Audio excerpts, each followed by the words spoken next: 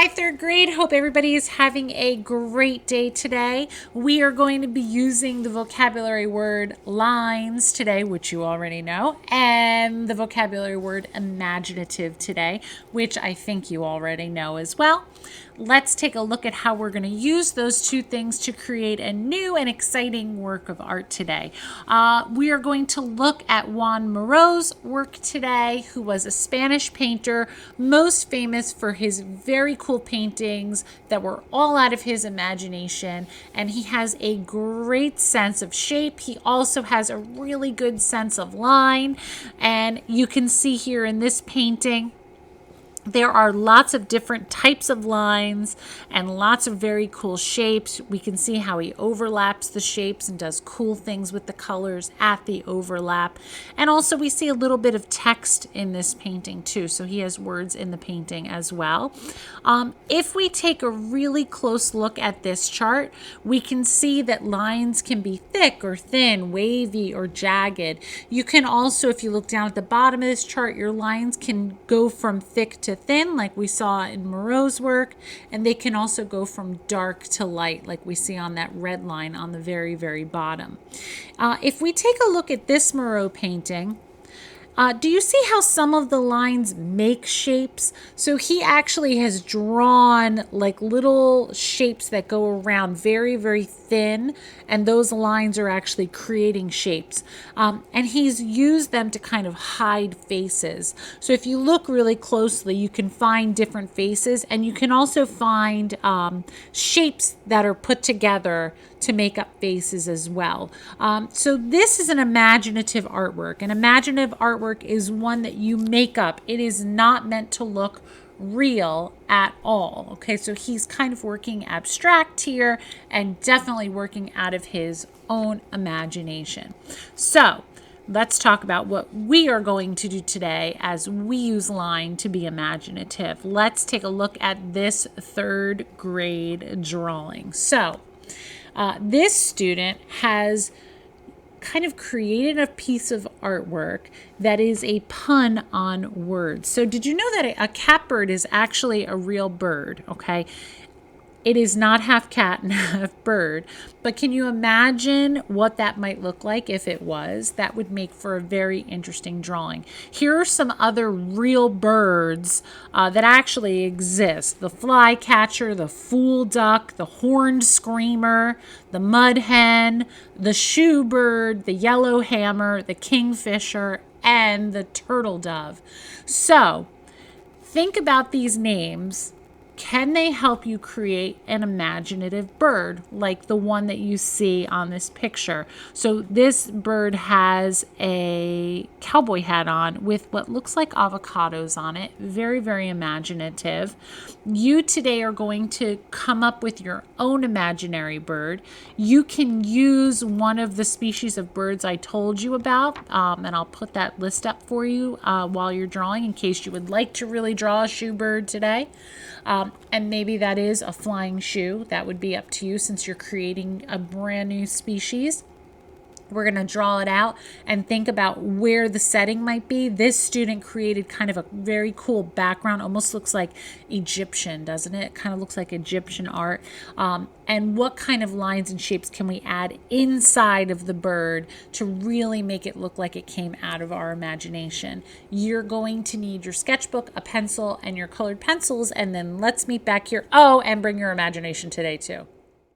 I'm going to draw with a marker today just so you can see what I'm doing, and I'm going to put that list up right here of the different birds so you can pick your bird out.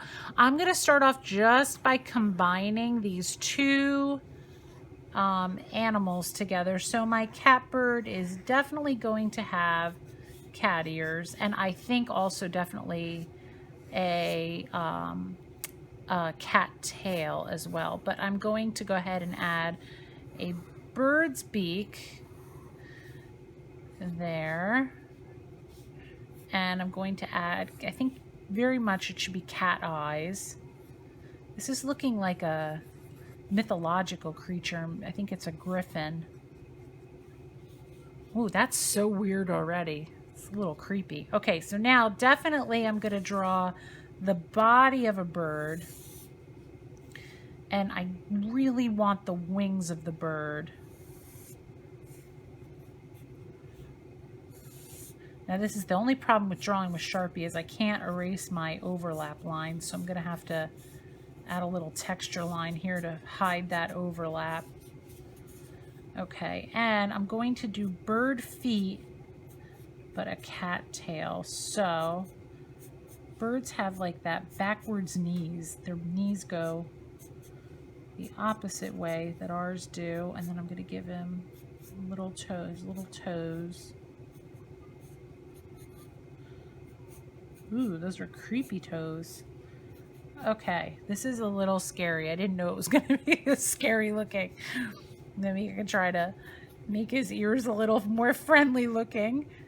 Okay, and then I'm going to give him his cattail. I'm sorry I'm laughing. Sometimes you never know what your drawing's going to come out like. And remember, you don't always have to love your artwork. I don't know that I'm loving this one just yet. Maybe it'll grow on me once I start adding color. I don't know, it's getting weirder. Okay. All right, this is definitely like a mythological creature of my nightmares, I think. Okay, so now I'm gonna think about what the background is.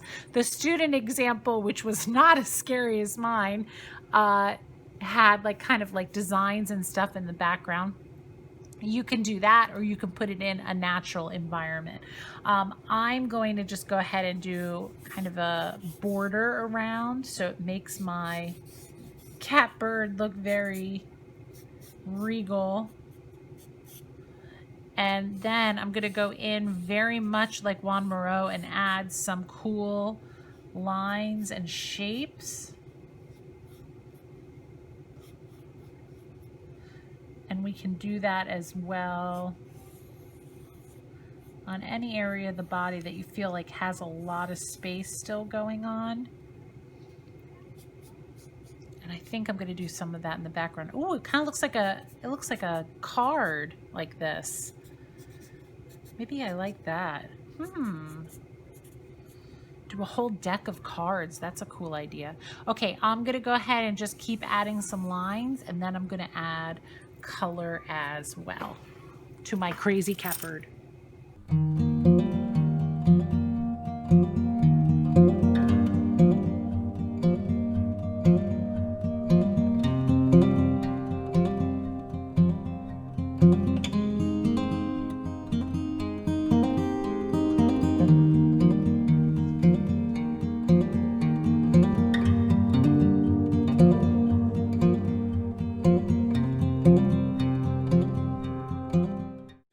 Okay, third grade, so here is my finished cat bird. Now, this is the great thing about using your imagination. I had no idea this morning when I woke up that I would be creating something so strange and unusual. It's also a really good example that your artwork does not always have to be a beautiful, pretty picture. You can make things that are strange and unusual, and that is awesome sometimes. So this guy is right in time for Halloween. I kind of like him. At first I was not so sure, but I do like him now. It's always important to finish your work because you never know what it's going to turn out like. I can't wait to see your imaginative birds. Make sure you use lots of different kinds of lines, wavies, curlies, zigzaggies, like all those different kinds of lines. Let's try to get them in there and really use that imagination. See you guys next week.